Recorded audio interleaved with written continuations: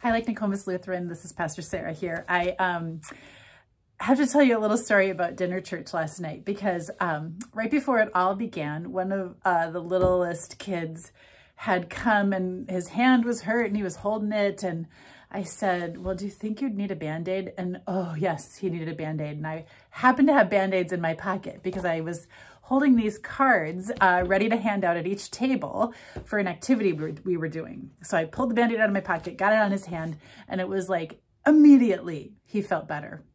And Band-Aids do that sometimes, don't they? It's just like, even if there wasn't any blood to catch or anything really that they solved, there's something about just getting one that makes you feel better.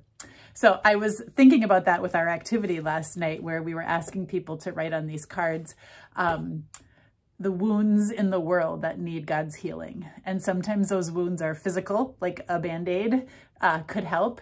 Sometimes they're spiritual. They're sort of deep wonderings about human nature and life. And then sometimes they're emotional, like they're things that we see in the world that are deeply broken and in need of repair. And so when I asked the groups to do this, that was all of the things that got listed. So I want you to see some of those things written on these cards that people were listing. It's fairly profound how people have looked at the world and prayed a prayer for God's healing and God's mercy in places in our world. The last card I think we'll pause on is one that just says turkey.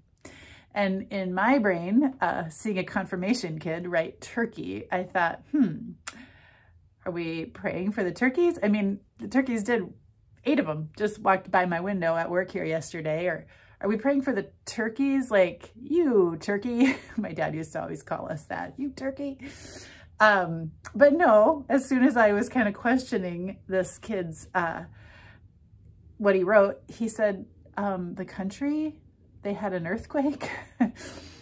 So yeah, Lord have mercy. And God, thank you for the kids who help us to see what we can't, or where our brain goes right to one thing, for those who will help us point to where we are in need of healing. That's what we do for each other in community. And so as we prepare for worship on Sunday, we're going to gather around this theme of wisdom. And in our tree of life, we're talking about the roots of wisdom and how they're deep.